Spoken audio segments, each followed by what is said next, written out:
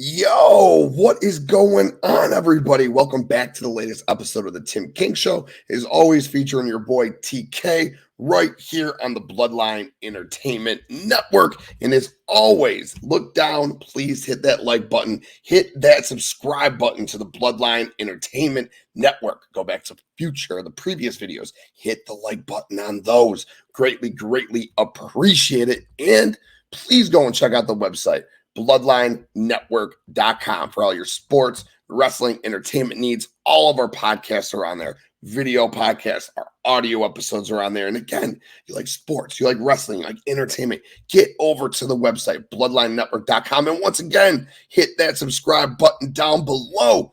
And today is going to be a quick show. I don't have any guests. It's not going to be long-winded at all. It's not topic battle royal. It's one topic. It's the top 10 wrestlers to win the new WWE World Heavyweight Championship. Last night on Raw, Triple H came out with a major announcement stating that we have a new WWE Championship coming. And look at that belt. Oh my God, that belt is gorgeous.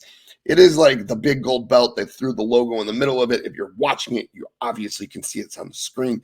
It is a beautiful belt, and we are going to have brand separation finally. RomanReigns is going to go to his own brand, and whatever brand Roman is not on is going to get this belt and we'll have a new world champion. Triple H said this is going to be the Workers' Championship. This guy can travel internationally with the belt. He can go all over the place with the belt. So, kind of based on his words, I could have really narrowed this down to 5, but I'm going to throw 10 out there just because the roster's so deep, so why not? So let's get into it. First and foremost, number 10, SoloSikoa. SoloSikoa is on fire right now. Could you imagine if RomanReigns goes, Solo, I don't need you anymore as my right-hand man. Or, Jay's the right-hand man, but Solo's the bodyguard for that fucking bloodline. But could you imagine he goes, you go over to Raw and you go win this championship for the bloodline. The Usos are now the tag team champions. Roman still got his belt. Solo, you go win that other belt and you bring it back to the bloodline. That would be an interesting story. Do I think it's going to happen? No, but it would be interesting. Number 9, Sheamus. Dude, the banger of bangers. Everything this man touches is gold. He deserves a run. I thought he was going to walk away with the Intercontinental Championship at WrestleMania. Gunther walked away with it, retained it, is on a historic reign right now that is going to continue. Sheamus absolutely deserves a shot with this new title. Do I think he gets it? No. Number 8, the guy who beat Sheamus at WrestleMania, who's on the historic Intercontinental title run right now, Gunther. Gunther's number 8. Again, this guy could easily be number 1 if he had not had the Intercontinental Championship. Had he lost it to Sheamus at WrestleMania, I would have been like, oh, Gunther is probably number 2 on this list. But he's holding that belt strong. I think Imperium moves over to Raw. He continues a nice run with that belt for another 6 to 9 months and becomes maybe the greatest Intercontinental Champion of all time when it's all said and done. Gunther, number 8. Let's keep going. Number 7, Triple H said he wants this belt to have an international feel, an international flavor. They just brought Shinsuke Nakamura back to SmackDown. They're giving him a good push, good vignettes. He's in this little program of Karrion Kross. He can win that. Shinsuke Nakamura, one last big run in the WWE. It's the only belt he hasn't won. He's won the Intercontinental of the United States. He's been a tag team champion. He had a great run down in NXT. Does Triple H pull the trigger? Maybe down the road. Is the first champion? No. But Shinsuke Nakamura, number 7 for me. Number 6, Seth Rollins came out and he said, no more part-timers with this belt. Number 6 is Edge.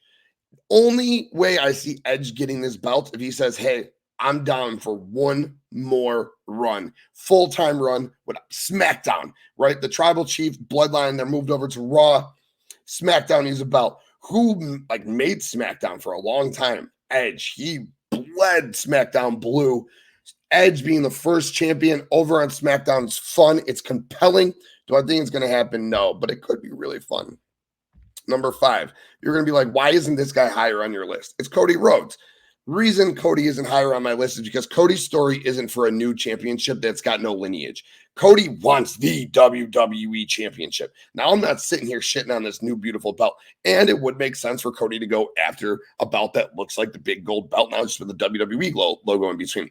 But Cody needs to go and win the belt that's been there, right? He needs to go and defeat the tribal chief, whether it's at SummerSlam, whether it's at WrestleMania 40, and that's the belt that Cody needs to win. Keep telling your story until you beat Roman Reigns. It would be great if Cody won this, became a world champion the first time in Saudi Arabia, but I don't know. I think his story is with Roman Reigns. Let's keep it there. Next, number 4. Criminally underused Bobby Lashley. Didn't even get a WrestleMania match, as Austin Theory pointed out last night on Raw. Criminally underrated Bobby Lashley.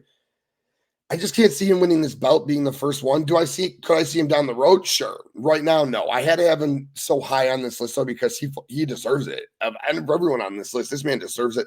The work ethic that he has, his matches are great. One thing holding him back still is his promos. I would have liked if they went back to the Hurt Business and they would have put him back with MVP, Omos as extra muscle, and had Shelton and Cedric there. Because they've been flip-flopping on his character like he's the Big Show. Is he a face? Is he a heel? Is he a face? Is he a heel? He's full-blood or full face now. They did away with the Hurt Business thing. I get it. Bobby is the fucking man. This dude needs to be world champion sooner than later. I still want to see him in a program at Roman Reigns. We haven't seen that yet. I don't know, but Bobby's number 4. I don't think he's going to get the belt just yet. Number 3, Judgment Day. I look at them, him as the male leader of it. FinnBalor. He was the first Universal Champion back in 2016. We all know the story. Before he got injured in the match with Seth Rollins, he had to relinquish the belt. I think it's a great story, especially if it comes down to Seth Rollins versus FinnBalor in the finals again. Really fun story there. Judgment Day getting this championship. Say it's over on SmackDown, right? Again, second time I mentioned this, Bloodline over to Raw. SmackDown needs the champion. You got Rhea over there as the women's champion. You got Finn now as the world champion. You get Damian and Dom. They can go do some tag team stuff. The Judgment Day could really, really run SmackDown if you put the title on Finn Balor. Do I think it's going to happen? No. Would he be a great choice? Absolutely. So with this guy, number 2, Drew McIntyre. Back in September, it blew my mind at Clash of the Castle that this man didn't walk away with the WWE World Heavyweight Championship from Roman Reigns. Instead, he was happily rejoicing, singing Sweet Caroline in the middle of the ring with Tyson Fury. Come on, man. Drew McIntyre is everything. The Scottish Warrior. Oh, man. It's a shame. Here's what I want to happen, okay? I want Drew McIntyre to get this championship. I don't want him to be the first champion. I want him to be the second champion. So Drew and the guy that I want to be the first champion, who I think is going to be the first champion, Seth Rollins. This, who's my number 1, is Seth Rollins. 96% chance, in my opinion, Seth Rollins walks away as your new WWE World Heavyweight Champion at Night of Champions in Saudi Arabia. And it'll be in the finals against Drew McIntyre or against Finn Balor. But I think a first feud of his, what we should see is a Drew McIntyre heel turn in the vicious psychopath that we used to see. Just relentlessly beats the hell out of Seth Rollins and then gets the belt from Seth right away. Then Seth chases Drew, and we just get a really nice feud from the summer into the fall for this title. Seth Rollins, Drew McIntyre. Book it, Dano. That's exactly what I would do. And that's it, everybody. Let's look at this belt one more time. My God, look at that belt one more time. That is a beautiful, beautiful belt. And thank you all for tuning in. Thank you for listening to Top 10 Wrestlers to win the new WWE World Championship. And again, as always, please hit that like button. Please hit that subscribe button to the Bloodline Entertainment Network. Check out the website, bloodlinenetwork.com, for all your sports, wrestling, and entertainment needs. Thank you again for tuning in. We out.